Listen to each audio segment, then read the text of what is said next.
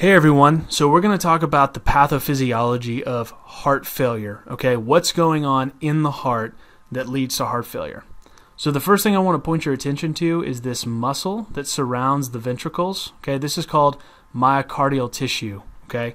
So this tissue is really cool. It basically acts like a spring. So what happens is when blood enters into the ventricles, it pushes up against these muscle cells and it causes them to expand. Okay, when they expand, they're kind of like loading a spring. Okay, they're going to load up with potential energy, and then when it's time for them to fire, they're going to release all of that potential energy, which is going to push blood out into, either into the pulmonary circuit or into the body. Okay, so it's very important that these muscle cells remain healthy. Now, a couple of different things can happen. If they get weak and get stretched really thin, we get a situation that's called dilated cardiomyopathy. Okay, dilated just meaning expanded or enlarged, cardio, heart, myo, muscle, pathy, illness. So it's an illness in the muscle of the heart that results in the heart becoming enlarged. Okay, so it's a good thing to unpack these words because usually there's a lot of information there. Okay, so what happens is when these muscle cells get weak, they expand, all right? And the heart actually gets much bigger than it normally would. Have you ever blown a bubble with bubble gum that ends up just getting too big? If you blow a normal bubble, usually you can suck it back in and it'll collapse on itself and you can do so without getting messy.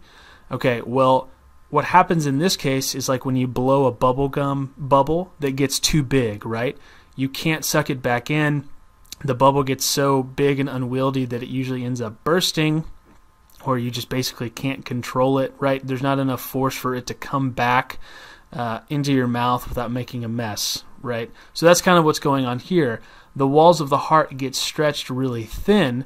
They don't have the ability to resist all of the pressure that's being put onto them by the blood in the ventricles, and basically means that when it comes time to contract, they're not going to have the power to push as much blood out of the ventricles as they normally would be able to. Okay, and so I want to point out that in this case, this is something that we'll call a systolic dysfunction.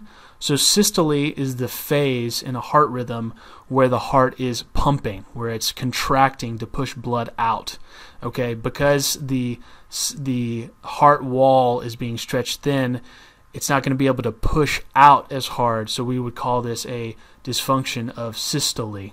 You can also have a dysfunction of diastole, which we would call it diastolic dysfunction. This is the phase of the heart when the heart is filling with blood so that it can be pumped out, right? And in cases where the ventricle cannot fill as much as it normally would be able to fill, we call this restrictive cardiomyopathy, right? Which makes sense. We are restricting the expansion of the ventricle. And this can happen for a variety of reasons. You can have buildup of what are called amyloids, which are a type of protein that basically end up lining the wall of the heart and making it very inflexible so that when it comes time to expand, it just won't do it. Right? You can also have scar tissue that comes about from something like a heart attack. Okay, when scar tissue develops in the walls of the heart here, it's very similar to the scar tissue you've seen if you've ever scraped your knee or cut your arm or cut your finger or anything. That tissue is really inflexible, it's really rigid. And that's usually good because we really want to make sure that the damage is corrected when something like that happens to us, but it does diminish the flexibility of the tissue. And so that can be a problem for someone who has a heart attack. It could end up that their ventricles don't fill as well as they used to be able to. Okay, so let's also talk about valves. So these valves are basically the gatekeepers that make it possible for fluid to move from the atrium to the ventricles and not back. Okay, so the way these valves work is that when there's a contraction here, blood moves into the ventricle, and when there's enough blood in here, it puts pressure back on this valve so that this valve closes, which is exactly what you want. However, imagine a situation where these valves become rigid and refuse to close after blood has moved into the ventricle.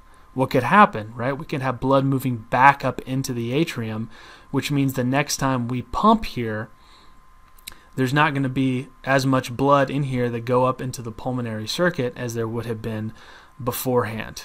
Okay, so this is a problem that can come about with valves that can lead to heart failure. You can imagine the other side of the coin. Let's say that these valves are rigid and they open only narrowly, right? So they're not letting enough blood in the first place, so that when a contraction happens, it becomes not as full, right? It's not as full of blood, so not enough blood is making its way downstream into the cardiovascular system. Okay, so valve problems are a huge issue and are often a major factor in heart failure. Okay, so we should also talk about coronary artery disease. Coronary artery disease is basically exactly what it sounds like. So there are arteries on the heart. You can't see them in this diagram, but basically you can imagine them sort of running to various parts of the heart, and they feed the heart with oxygen, right? They take some of the oxygenated blood that the heart is pumping out into the body and return it to the heart so that the heart muscle has energy to do its work. You know, obviously this is important. We need to make sure that the heart is well supplied with fuel so that it can keep pumping. And what can happen sometimes is that these arteries become clogged, right? You always hear about stories of people who've been eating really unhealthily and smoking for a number of years, and they develop atherosclerosis, right? They develop narrowing of the arteries, and this can lead to coronary artery disease, which means that these arteries that take blood to the muscles in the heart are not getting as much blood as they should. So it makes gas exchange between the blood and the muscles in the heart pretty hard to do. That can put a lot of stress on the heart and cause it to not work as well. You know, it's just like if you were to take some of the oxygen away from your car engine. You know, if you were to choke off the air supply, your car would not work near as well. Exact same thing going on here with people who have coronary artery disease, okay?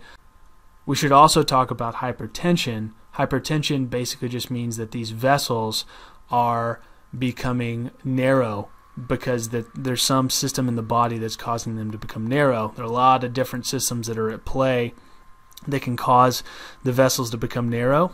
But basically the idea is if they get narrow, it's going to be harder for fluid and blood and everything else to move through them.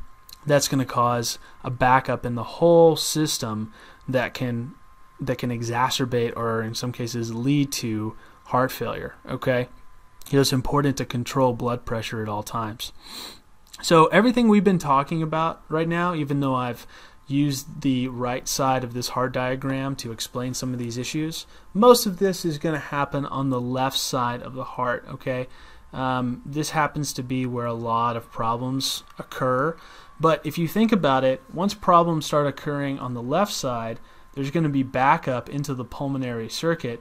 There's going to be back pressure put on the pulmonary circuit, which eventually is going to impact how the right side of the heart works.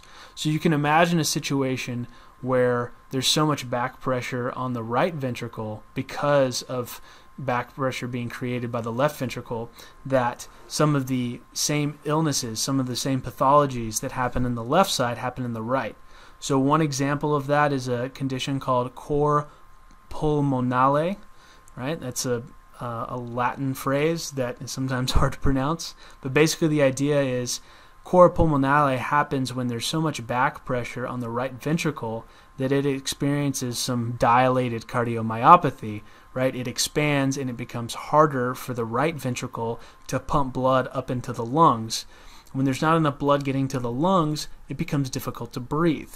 Okay, so this is a pulmonary complication that can come about when you have left-sided heart failure problems causing more problems on the right side. Okay, and other chronic pulmonary problems can develop because you're not getting enough blood into the lungs or blood is being backed up into the lungs, right? COPD, chronic obstructive pulmonary disorder, which is basically when the alveoli in the lungs are under a tremendous amount of pressure because of all of the high pressure in the capillaries and veins in the lungs, right? That the alveoli don't function as well. You're impeding gas exchange in the lungs, and it makes it difficult for people to breathe.